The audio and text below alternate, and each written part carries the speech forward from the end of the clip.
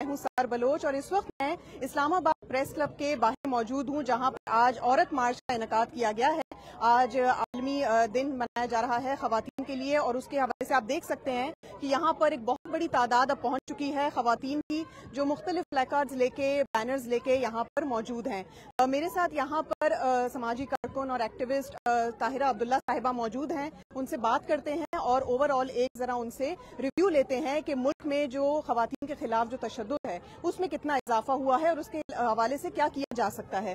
بہت بہت شکریہ ہم بات کرنے کے لیے۔ ہم ہر سال دیکھتے ہیں کہ لوگ یہاں پر آتے ہیں، آرگنائز کرتے ہیں مارچ، کتنا وقت لگے گا خواتین کے خلاف جو تشدد ہے اس کو ختم کرنے میں، اس کو محدود کرنے میں؟ اقوام متحدہ کے سیکرٹری جنرل کے مطابق 300 برس لگیں گے، پاکستان میں 367 برس لگیں گے، 66 برس اور لگا لیں پاکستان کے لیے۔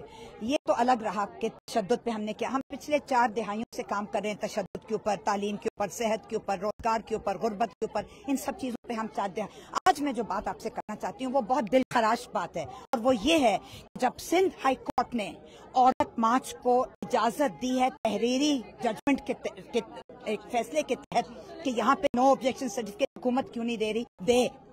کل شام لاہور ہائی کورٹ نے عورت مارچ لاہور کو تحریری طور پر حکم نامہ جاری کیا اور لاہور ایڈمنسٹریشن، ڈپٹی کمشنر اور آئی جی پولیس کو حکم دیا کہ ان کو اجازت دی جائے، ان کو فیسیلیٹیٹ کیا جائے، ان کو سہولت کاری کی جائے، ان کو تحفظ فراہم کیا جائے۔ تو میں پوچھتی ہوں کہ اسلام آباد کیپٹل ٹیریٹری کی ایڈمنسٹریشن پہ کون سے سوغات کے پر لگے ہوئے ہیں کہ وہ ہمیں اجازت نامہ نہیں دیتے، ہمیں پولیس تحفظ نہیں فراہم کرتے؟ کیوں؟ ہم کوئی غیر قانونی کام نہیں کر رہی، ہم کوئی غیر آئینی کام نہیں کر رہی، ہم دہشت گرد نہیں ہیں، ہمارے پاس نہ بم ہے، نہ کلاشنکوف، نہ ہینڈ گرینیڈ۔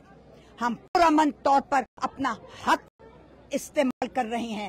ہم peaceful assembly, right to peaceful assembly, right to freedom of expression, یہ بنیادی حقوق ہیں ہمارے آئین کے اندر۔ ہم ہر سال جمع ہوتی ہیں، پوری دنیا میں عورتیں جمع ہوتی ہیں، تو کیوں ہمیں اجازت نہیں دی جاتی؟ کیوں ہمارے چاروں طرف کنٹینر لگا کے ہمارا راستہ روکنے کی کوشش کی جا رہی ہے؟ خاردار تاریں لگی ہوئی ہیں، پولیس کی عورتیں اور مرد اس وقت موجود ہیں ہمیں روکنے کے لیے کہ ہم اس گراؤنڈ میں نہ پہنچ جائیں۔ میں شدید مذمت کرتی ہوں فیڈرل گورنمنٹ کی۔ میم یہ مجھے بتائیے گا کہ اس سال آپ کا بطور پارٹیسپینٹ آلسو کیا فوکس ہے، کس بات، کیا 2-3 چیزیں ہیں جس پہ آپ چاہیں گی کہ جو خاص طور پر 2022 میں جو سیلاب آیا تھا اس میں عورتیں اور بچے اور ٹرانسجینڈرز اور ریلیجس مائنورٹیز اور ویمن لیونگ ود ڈسیبلٹیز خاص طور پر متاثر ہوئی ہیں، اور ہم امن چاہتے ہیں۔ ہم دہشت گردی سے اور شدت پسندی سے اور ملیٹنسی سے تنگ آئی ہوئی ہیں، اور ساتھ ساتھ ہم غربت کو کم کرنا چاہتے ہیں کیونکہ اس وقت سب سے بڑا مسئلہ غربت ہے۔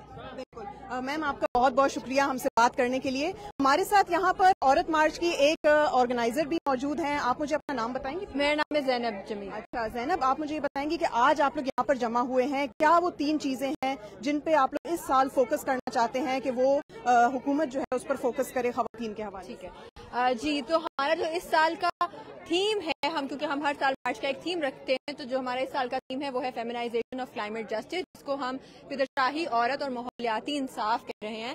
اور جو ہمارا فوکس ہے وہ اس لیے ہے کہ کیونکہ نیچرل ڈیزاسٹر جو ہے وہ کب آ رہے ہیں، ابھی ہم نے ریسنٹلی فلڈ آیا ہے، خواتین جو ہے وہ شدید متاثر ہوئی ہیں ان سے، تو ہم یہ چاہتے ہیں کہ ان کے تحفظ کے لیے وہاں پہ ان کی ایک سیف ایکسیس کے لیے، جس میں ہیلتھ رائٹس آتے ہیں، پیریڈ پاورٹی کا ہم نے ایشو اٹھایا ہے کہ کیونکہ اس کو ایک لگژری آئٹم سمجھا جاتا ہے، تو اس کے اوپر جو ہے گورنمنٹ فوکس کرے، اپنا جو رسپانس ہے وہ جینڈر انکلوسیو رسپانس کریں۔ جو خواتین ہیں، خواتین باہم معذوری ہیں، خواجہ سرا خواتین ہیں، ان سب کو ان کی ضرورت کے مطابق جو ہے ان کا وہ رسپانس ہونا چاہیے۔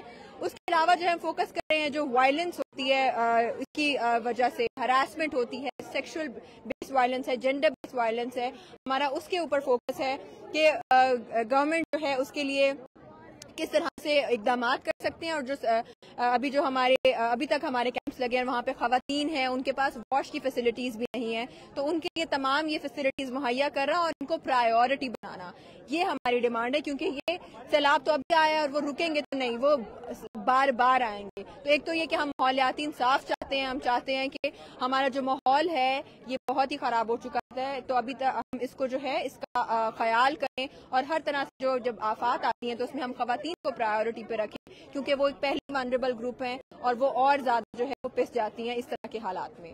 بہت شکریہ آپ کا زینب، تھینک یو سو مچ. جیسا کہ آپ نے سنا یہاں پر مختلف آراء ہمیں مل رہی ہیں، جیسے جو سماجی کارکن ہیں طاہرہ عبداللہ، وہ بھی بتا رہی تھی کہ آس پاس جیسے یہاں پر کنٹینرز رکھ دیے گئے ہیں اور جو شرکا ہیں ان کے آنے میں کافی ان کو تکلیف کا سامنا ہے.